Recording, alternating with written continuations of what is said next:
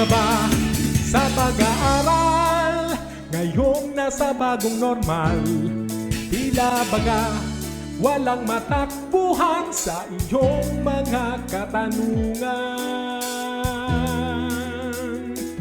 Pag-aalala ay maiigsan, narito na ang kasagutan.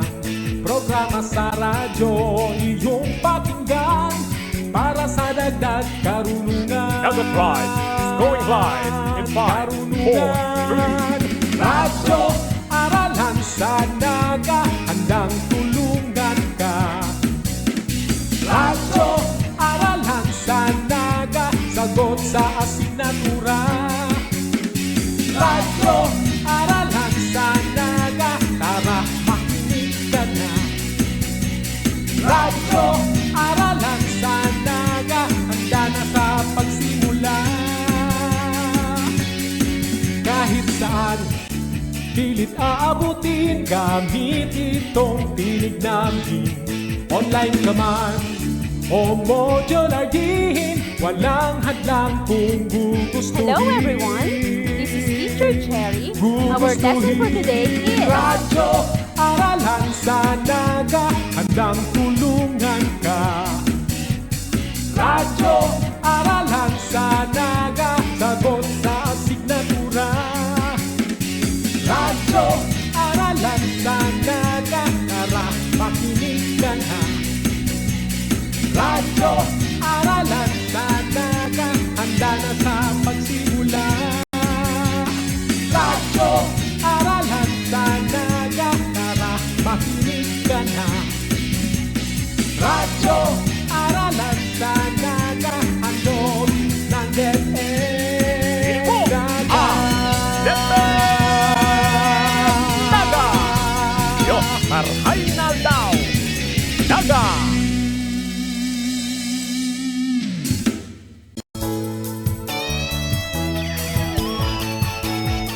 Hirap ka ba sa iyong module?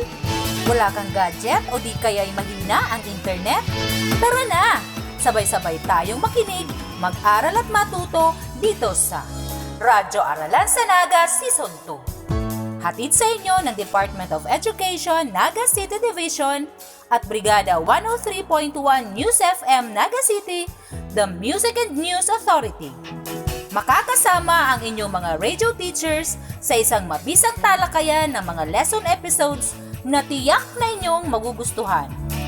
Lunes hanggang Biyernes, alas 3 hanggang alas 4 ng hapon dito sa Radyo Aralan sa Naga Season 2. Sulong edukalidad.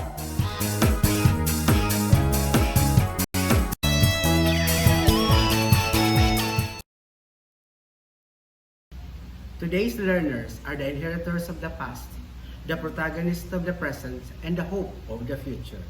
So amidst the threat of the pandemic, the Department of Education, Division of Naga City, makes sure that quality education is unhindered and accessible to all through various mediums, especially to Nagaenos. Today, the 29th of November, 2021, join me in an hour of learning and fun as we unfold a new exciting learning that will sharpen our critical thinking skills and broaden our imagination in learning English. I am Teacher Lorzano from Triangulo Elementary School, and I will be your radio host in today's lesson. It is with great pleasure to acknowledge the persons behind this program. Our school's division superintendent, Mr. Mariano V. D. Guzman, Seso 6.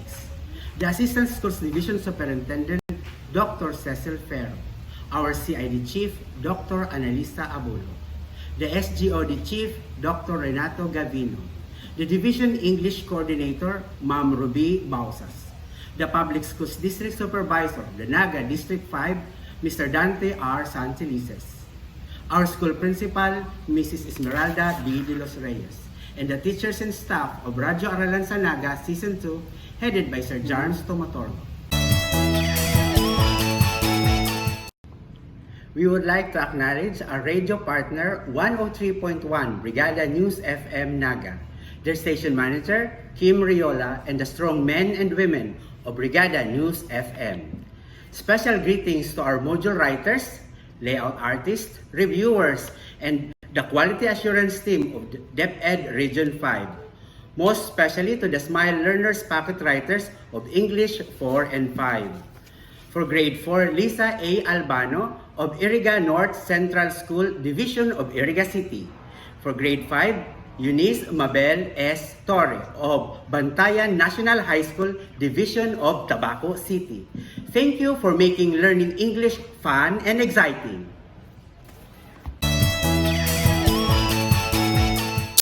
Good day, learners. It is a great thing to learn new things. I am thankful that amidst the threat of COVID-19, you are still willing to learn. After a year of this new normal, I believe that you already have adjusted. Thank you, my dear parents, for your support, especially to our kuya, ate, tito or tita, lolo and lola, and other members of the household that extends their time and effort to help our learners in their lesson. My greetings to all Grade 4 and Grade 5 learners for continuing your studies amidst the demand of the new normal education. Today's lesson is intended for you, my dear Grade 4 and Grade 5. But all learners are welcome to join us in this fun-filled episode. I am sure that we are going to learn new insights from our radio teachers. Hello to our listeners at 103.1 Brigada News FM, and for those watching us at the official Facebook page of the Radyo Aralan sa Naga Season 2. Are we ready to learn? Welcome to a new exciting episode of Radyo Aralan sa Naga Season 2. Today's lessons is on the use of clear and coherent sentences employing appropriate grammatical structure, focusing on the use of personal pronoun in sentences in English 4 and modals in English 5. We will be joined by two of our most trusted teachers of Triangulo Elementary School, Teacher Christy Jade G. Culaway and Teacher Solie Jane I. Antonio.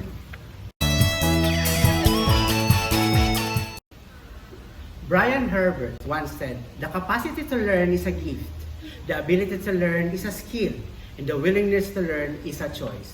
So make yourself comfortable and be on a place away from noise so that you can hear the radio teachers loud and clear.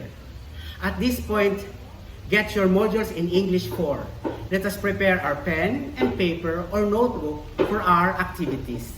If there are terms in our activities that you did not understand or confusing, please ask the help of your elders. Listen carefully to the instruction of the radio teachers and follow the activity. We are now on week 3 of the second quarter. In the previous lesson in English 4, we had used clear and coherent sentences employing appropriate grammatical structures. We had learned from our previous lessons the kind of nouns such as mass and count nouns, possessive nouns, and collective nouns. For this week, we will continue using clear and coherent sentences employing appropriate grammatical structure. But this time, we'll focus on personal pronouns.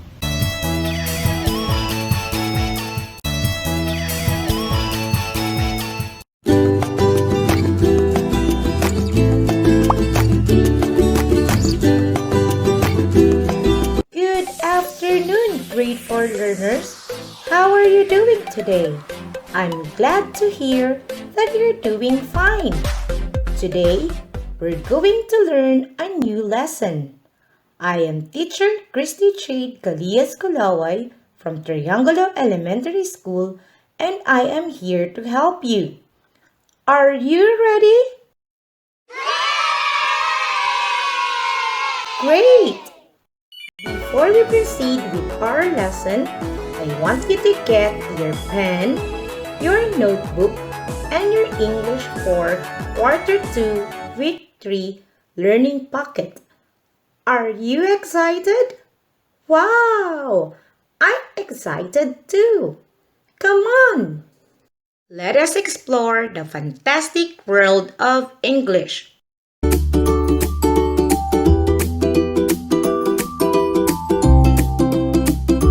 Today, we have two objectives. Identify and use personal pronouns in sentences, and use the pronoun that agrees in gender, in number, and with the antecedent.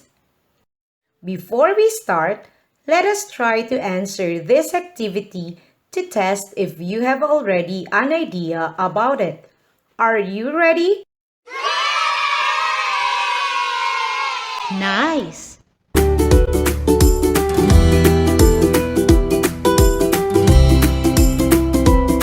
As I read a sentence, replace the underlined word with pronoun.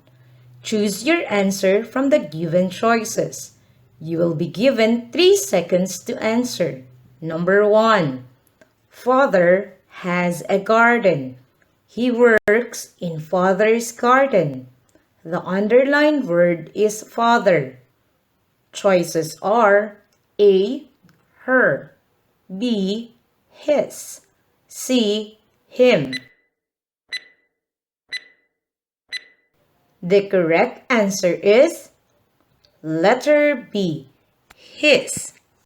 Number 2. Father uses fertilizer for the plants. Father makes the plant grow well. The underlined word is father. Choices are A. He, B. She, C. It.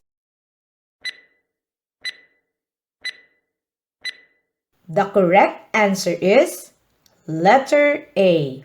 He. Number 3. Charlie is playing kite in the park. Charlie's flying kite in the park. The underlined word is Charlie. Choices are A. His, B. Her, C. Him. The correct answer is letter A. His. Number 4. The old woman sits quietly on the bench. She enjoys the beauty that surrounds the old woman. The underlined word is old woman. Choices are A. He, B. Her, C. She. The correct answer is letter B. Her. Number 5. A young boy has a dog. He plays with his dog. The underlined word is dog. Choices are A. Her, B. His, C. Him. The correct answer is letter C. It. Good job, kids! I am sure you all got it correct. Now, let us have a quick recap of the previous lesson. Do you still remember it? What did we talk about? Right! Last week, we tackled nouns and its kinds.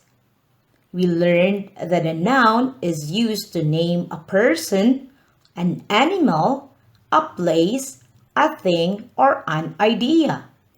Nouns have different kinds. Do you still remember what are they?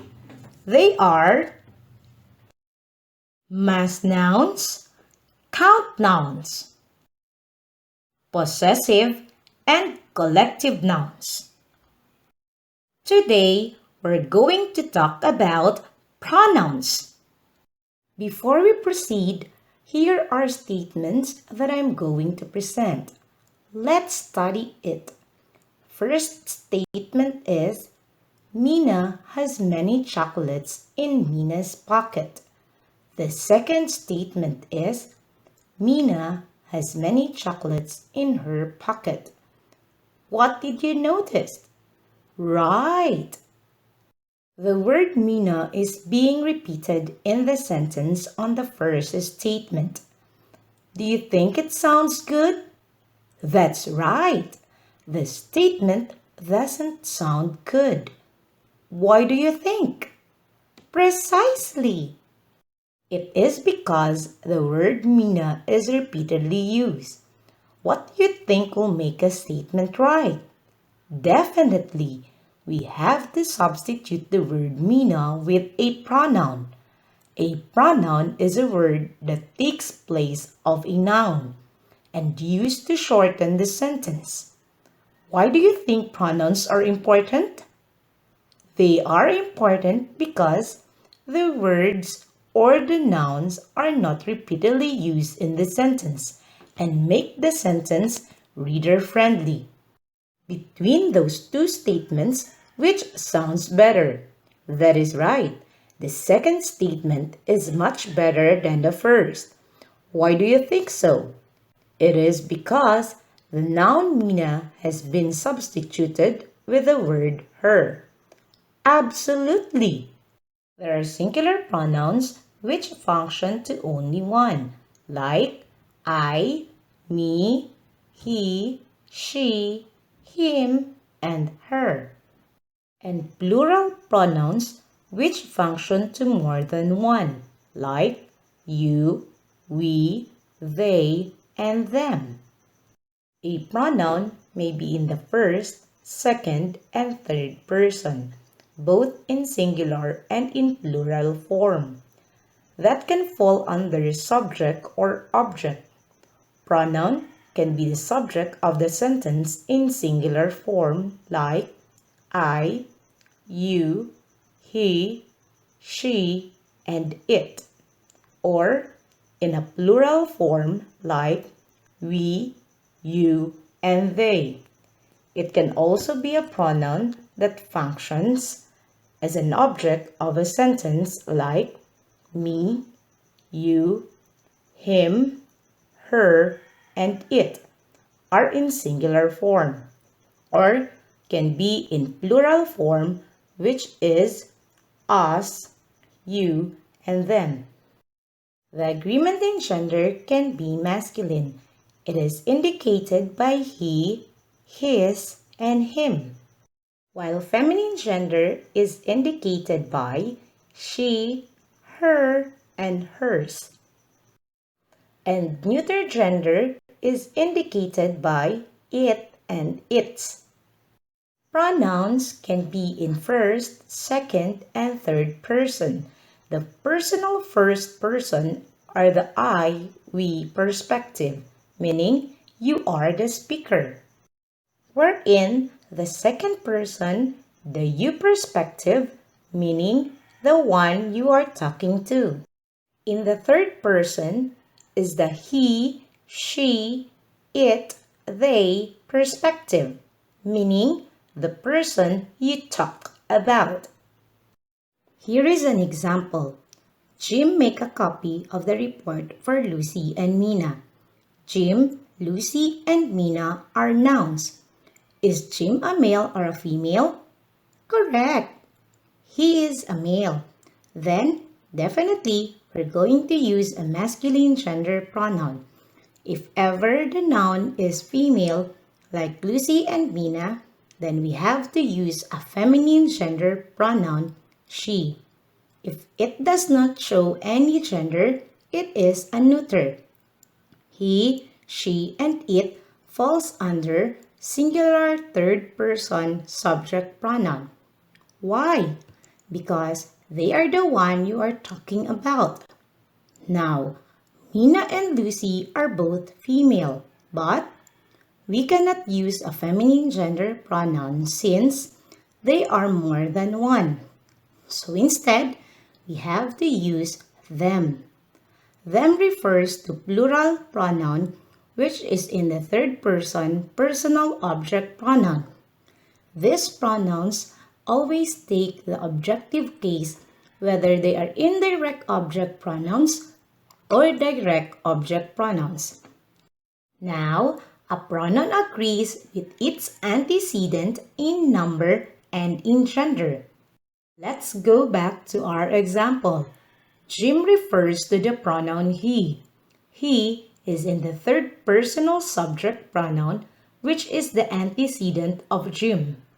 The noun or group of words that the pronoun refers to is an antecedent. Now, you already know their forms. Keep this in mind. A pronoun is replaces a noun. A pronoun is a word that replaces a noun. You or I or it or she, them or us or her or me. A pronoun is a word that replaces a noun. A pronoun is a word that replaces a noun. Theirs or ours or yours or we, mine or hers or him or he. A pronoun is a word that replaces a noun. A pronoun is a word that replaces a noun. Some pronouns are personal and some are possessive. If you learn what pronouns are, that would be impressive. A pronoun is a word that replaces a noun. A pronoun is a word that replaces a noun. Instead of saying Johnny went to the shops, you could say he went to the shops. A pronoun is a word that replaces a noun. A pronoun is a word that replaces a noun. Instead of saying Rosie plays the drums, you could say she plays the drum. A pronoun is a word that replaces a noun. A pronoun is a word that replaces a noun. Some pronouns are personal and some are possessive. If you learn what pronouns are, that would be impressive. A pronoun is a word that replaces a noun. A pronoun is a word that replaces a noun.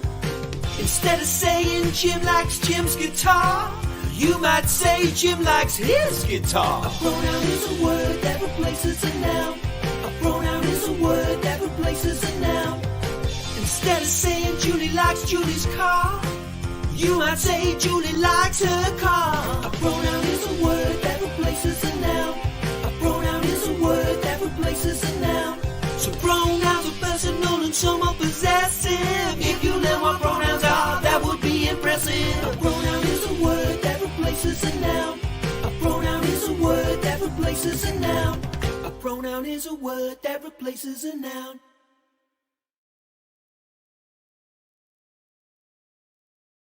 Remember, if the antecedent is singular, a singular pronoun is required.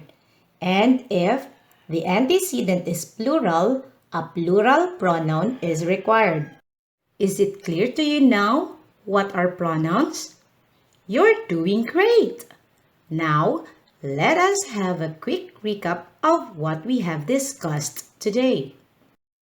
Pronouns are words used in place of nouns in sentences. There are singular pronouns which refer to only one, like I, me, he, she, him, and her.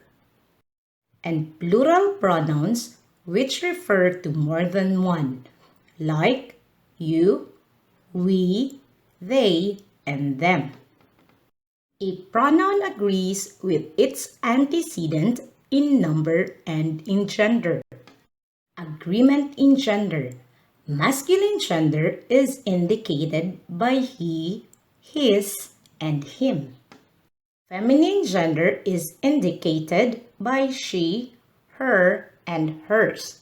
And neuter gender is indicated by it and its. Congratulations, kids! Now, let's assess what you have learned today. Direction. Put a check if the correct personal pronoun is used in the sentence. If not, write the correct pronoun. I'm going to read the sentence twice. Number 1. My favorite teacher is Mrs. Baluyot. Her is an amazing teacher. My favorite teacher is Mrs. Baluyot. Her is an amazing teacher. The correct answer is she. Number 2. Me always like her happy disposition. Me always like her happy disposition. The correct answer is I. Number 3. We like his patience and sensitivity. We like his patience and sensitivity. The correct answer is check. Number 4. We consider her as our surrogate mother. We consider her as our surrogate mother. The correct answer is check. Number 5. They believe that she is an exceptional teacher. They believe that she is an exceptional teacher. The correct answer is they. Did you get all the answers? Congratulations! I am sure your teacher will be very proud of your performance today. That's all for today. Thank you for joining me with today's lesson. For the rest of the tasks, I'll leave those to you. I am confident that you can answer them independently and correctly. I'm so glad to have you today. Always remember that learning is a never-ending journey. So, let's keep moving and keep learning new things every day. Once again, I am Christy Jade Culaway, your radio teacher, saying thank you and goodbye, everyone. Okay, folks, what did we learn today? You, me, and us are all pronouns. We learned that pronouns is a word used to replace a noun. If the antecedent is singular, a singular pronoun is required. And if the antecedent is plural, a plural pronoun is required. It must also with agreement with the gender. I think you did well in today's lesson on pronoun. I hope you will do the same on our next lesson. In the battle against COVID-19, it can be done with the me, myself, and I. Or we can withstand it with the we and us. We are part of this battle to end the pandemic. We are facing whatever gender we are. Are we ready for the next lesson? We are now on week 2, lesson 2 of the second quarter in grade 5. In our previous lessons in English 5, we had composed clear and coherent sentences using appropriate grammatical structures. We had learned from our previous lessons the aspects of verbs such as the past, present, and future perfect tense. For this week, we will continue using clear and coherent sentences employing appropriate grammatical structure, but this time we will focus on the modals.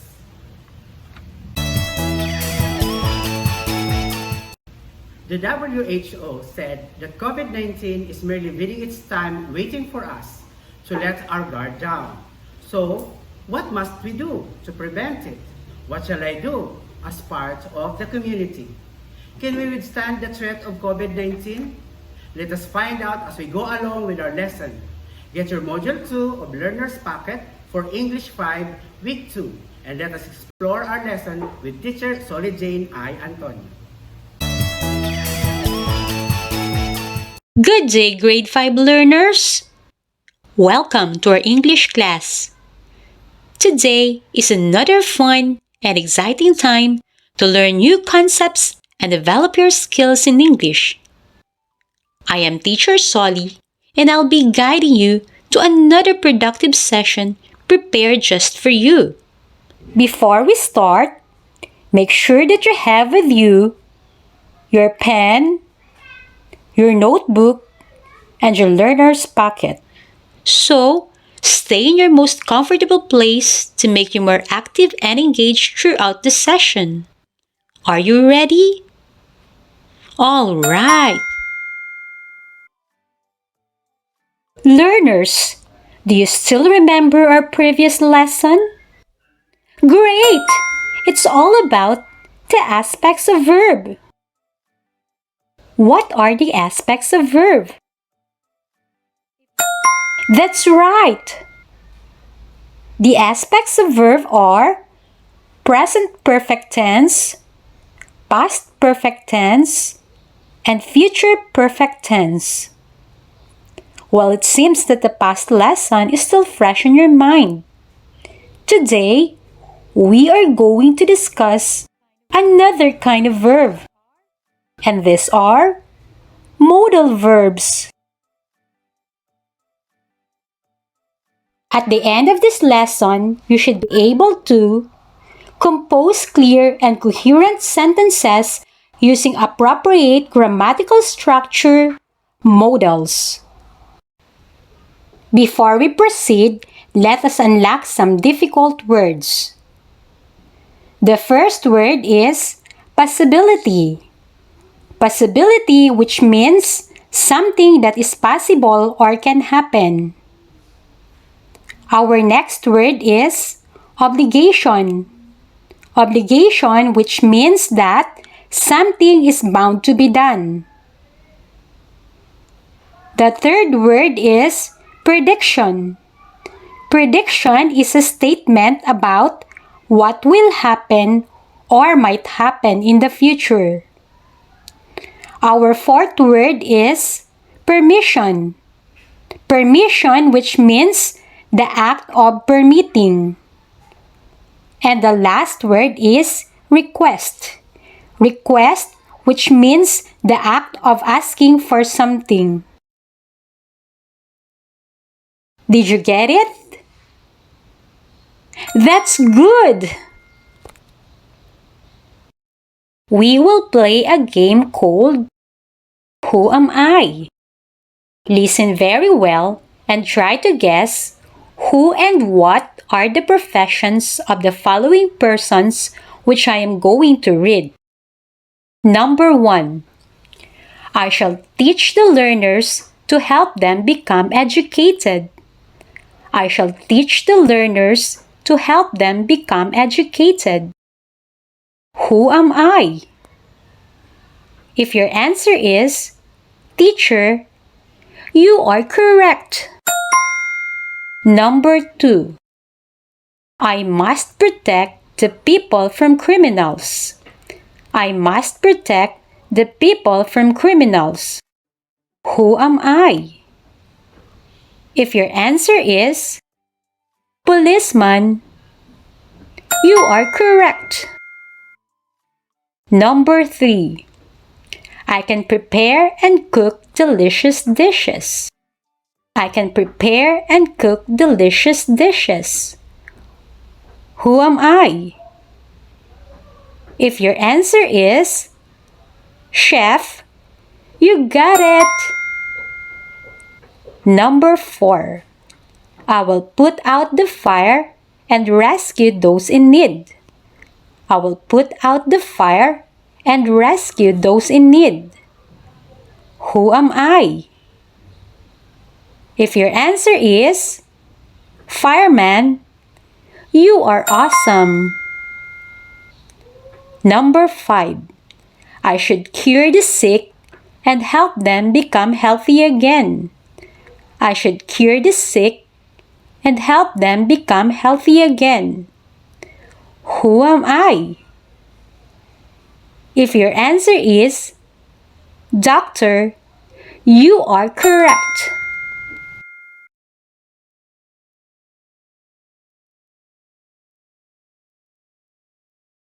How many correct answers did you get?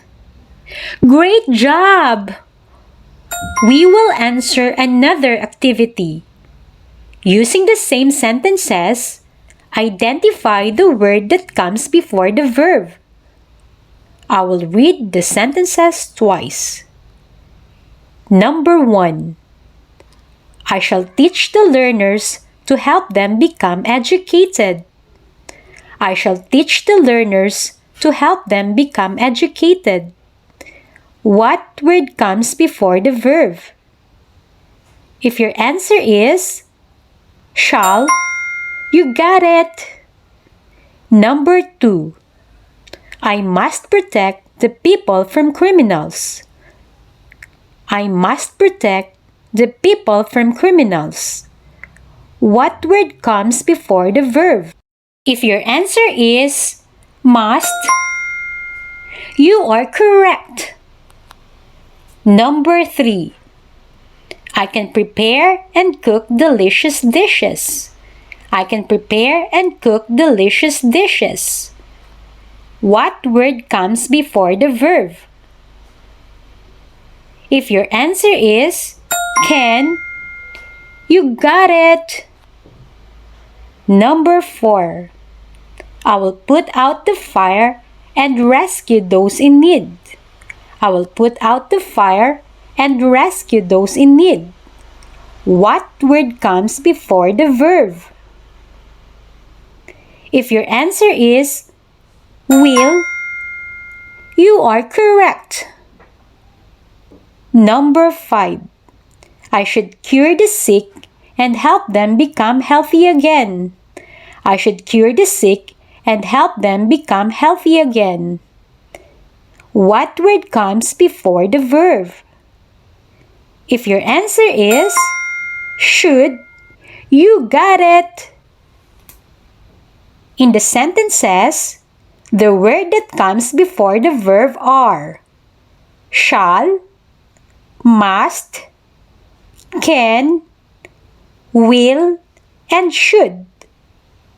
These words are called modals. Modals are placed before the verb in a sentence. Modals are helping verbs or auxiliary verbs that are used with the main verb. They are used to express certainty, possibility, willingness, advice, obligation, necessity, ability, and many others. The common examples of modals are can, could, must, might, may, could, should, would, and will. Now let us discuss each modals. The modal can expresses an ability and asks for permission. For example, I can swim. I can cook rice by myself. Can I use your phone? The modal could expresses ability in the past and polite permission. For example, when I was younger, I could run faster. Excuse me, could I just say something? The modal may expresses permission and possibility. For example, may I use your phone, please? I may have dessert for dinner. The modal might expresses less possibility. For example, it might rain today. If you hurry, you might get there on time. The modal verb should expresses an obligation and advice. For example, you should revise your lesson. I should see a doctor. I have a terrible headache. The modal shall expresses offer and suggestion. For example, shall I call a cab? Shall we say 9 p.m. at Amis then? The modal will expresses a promise, instant decision, offer, and certain prediction. For example, I will give you a call on Monday. I will take this book with me. We will book your tickets if you like. The modal would expresses permission, request, and invitation. For example, would you mind if I open the window? Would you make me a coffee? Would you like to go out sometime? The modal must expresses strong obligation or something very important. For example, you must stop when the traffic lights turn red. You must wear a helmet when riding on a motorcycle. Now that you already know the different examples of modals, let us proceed to our final activity. Are you ready? Let's start!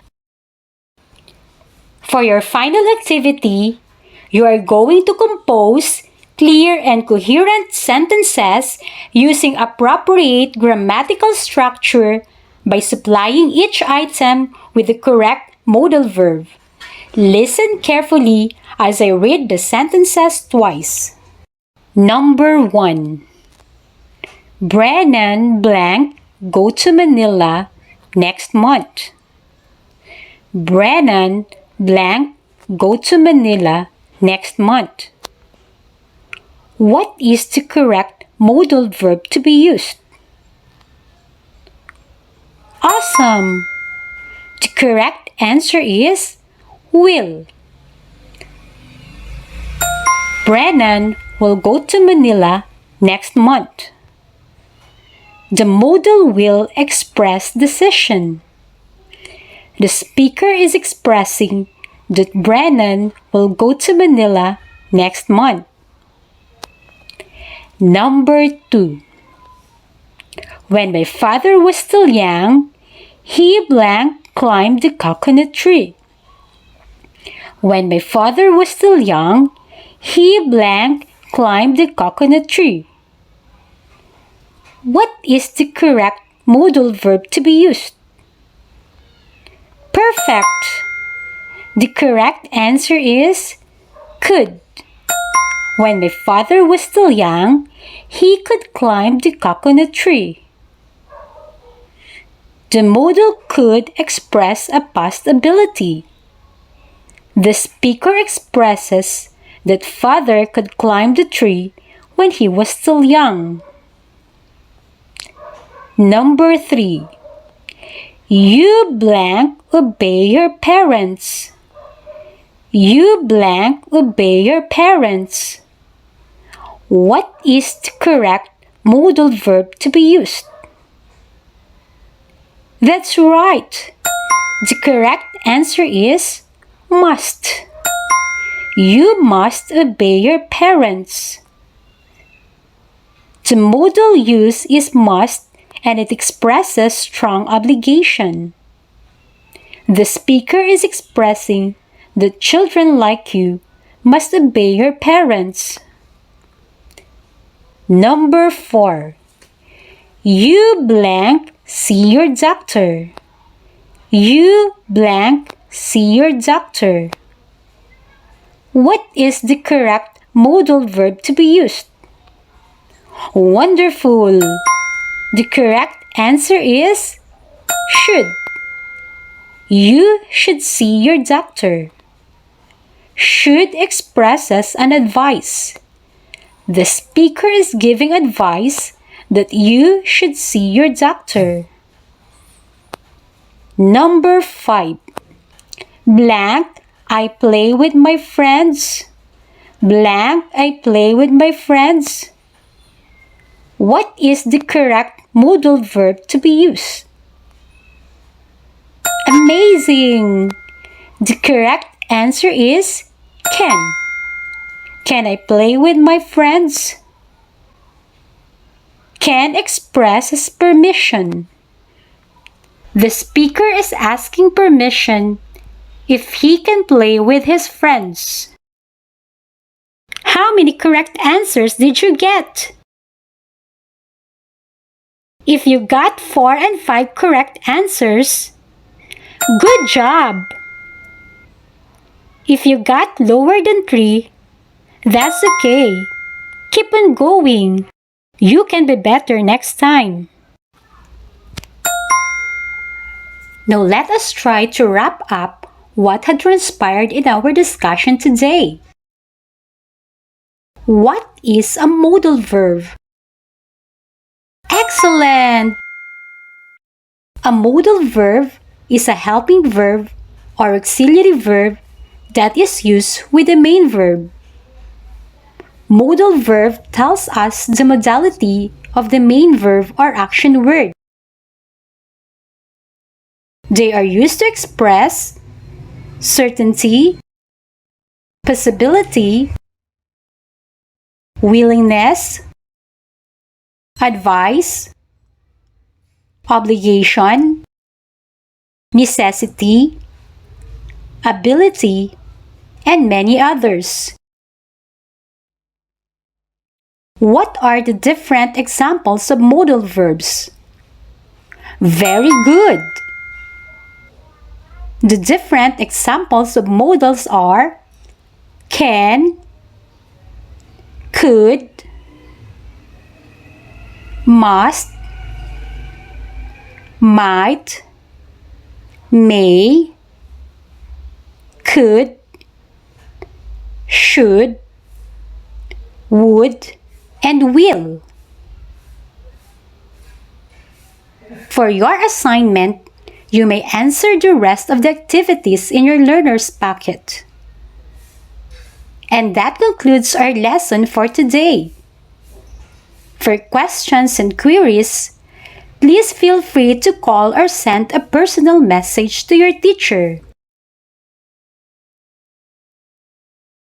Did you learn a lot today? Congratulations! You did an amazing job. For that, clap your hands. Always remember, never stop learning because life never stops teaching. Once again, this is Teacher Solie, your radio teacher.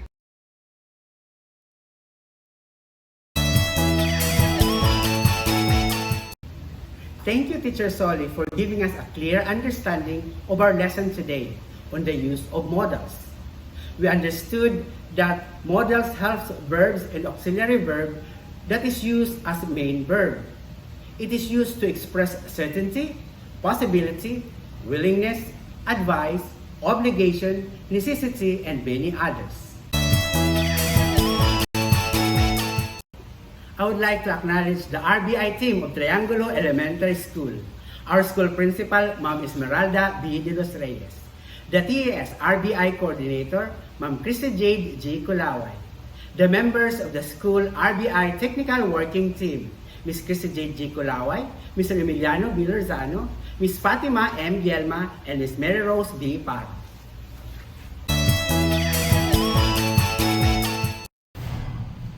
We are about to end our lesson in English 4 and 5. Thank you for joining us in today's radio lesson. I hope you gain significant learning that we can use in our everyday life. I am encouraging you to give us feedback or suggestions that will help us improve the next episode of Radyo Aralan sa Naga Season 2. Keep safe. Continue to practice protective measure since COVID-19 is only at the corner waiting to attack. Join us again on Wednesday, the first day of December, for a fun-filled journey in the world of Science 4 and 5 here at 103.1 Brigada News FM and Radyo Aralan sa Naga FB page. Because learning never stops. I am Emiliano Lorzano. Thank you, God bless, and keep on learning.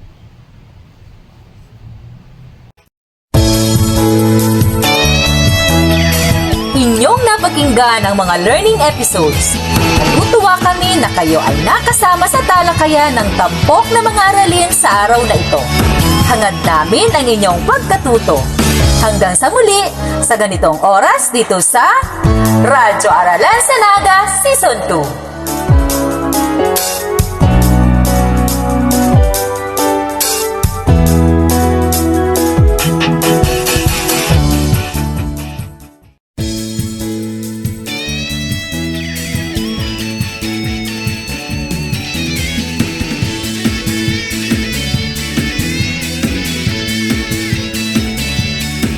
Hirap ka ba sa pag-aaral? Ngayong nasa bagong normal, tila baga walang matakbuhan sa iyong mga katanungan. Pag-aalala ay maiitsan, narito na ang kasagutan. Programa sa radyo, iyong pakinggan para sa dagdag karunungan. Naga Pride is going live in 5, 4, 3. Radyo Aralan sa Naga, tara makinig ka na. Radyo Aralan sa Naga, handa na sa pagsimula. Radyo Aralan sa Naga, tara makinig ka na. Radyo Aralan sa Naga, handog ng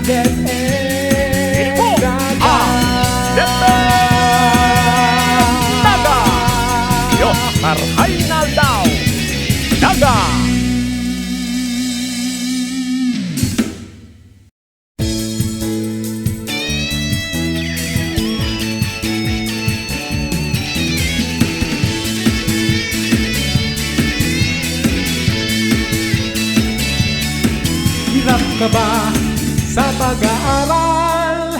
Ngayong nasa bagong normal, tila baga walang matakbuhan sa iyong mga katanungan. Pag-aalala ay maiibsan, narito na ang kasagutan. Programa sa radyo, iyong pakinggan para sa dagdag karunungan. Naga Tribe is going live in 5, 4, 3. Radyo, aralan sa Naga, tara makinig ka na. Radyo, aralan sa Naga, handa na sa pagsimula. Radyo, aralan sa Naga, tara makinig ka na. Radyo, aralan sa Naga, handog ng DepEd Naga. Naga! Diyos, marhay na daw! Naga!